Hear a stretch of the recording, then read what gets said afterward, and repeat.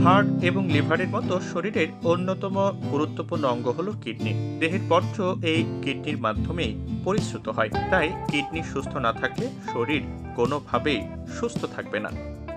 ২০২২ সালের এক সমীক্ষায় এসেছে যে বাংলাদেশে প্রতি ১০০ জনে ৮ থেকে ১০ জন কিডনি সমস্যায় ভুগছেন, অথচ তিনি জানেনই না। বিশ্বের জনসংখ্যায় তা ১০০ জনে প্রায় ২৩ জন।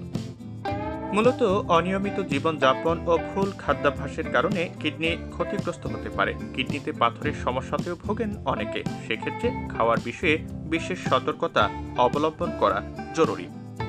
কিডনিতে পাথর হলে এবং প্রথম অবস্থাতেই ধরা পড়লে সার্জারি ছাড়াই সেটা বের করা সম্ভব। সেক্ষেত্রে বিশেষ ডায়েট মেনে চলতে হবে, যার মধ্যে অন্যতম হলো অবশ্যই অতিরিক্ত পরিমাণে পানি খেতে হবে।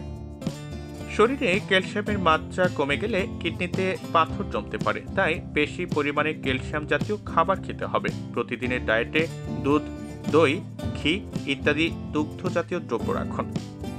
ভিটামিন ডি শরীরে ক্যালসিয়াম শোষণ করতে সাহায্য করে, তাই ভিটামিন ডি সমৃদ্ধ খাবার যেমন মাশরুম, চিজ, চর্বি জাতীয় মাছ, স্যালমন মাছ বেশি পরিমাণে খান। কিডনির পাথর গলাতে অনেকাংশে সাহায্য করে সাইট্রাস ফল। লেবু জাতীয় ফল মূলত সাইট্রাস ফল, তাই প্রতিদিন অন্তত যে কোনো এক ধরনের লেবু অর্থাৎ পাতি লেবু বা মোসম্বি বা কমলা লেবু খান। এগুলোর রসও খেতে পারেন। কিডনিতে পাথর হলে প্রাণীজ প্রোটিন যেমন ডিম, মাছ, মাংস কম পরিমাণে খান। তার বদলে উদ্ভিজ প্রোটিন যেমন ডালিয়া, ওটস, কিনোয়ার মতো বিভিন্ন ধরনের দানাশস্য প্রতিদিনের ডায়েটে রাখতে পারেন।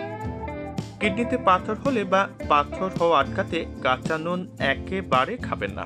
এছাড়া ভাজাভুজি বা ফাস্টফুড, ঠান্ডা পানীয় এড়িয়ে চলবেন। মদ্যপান থেকে দূরে থাকতে হবে, অন্যথায় কিডনিতে পাথরের জটিলতা বাড়তে পারে।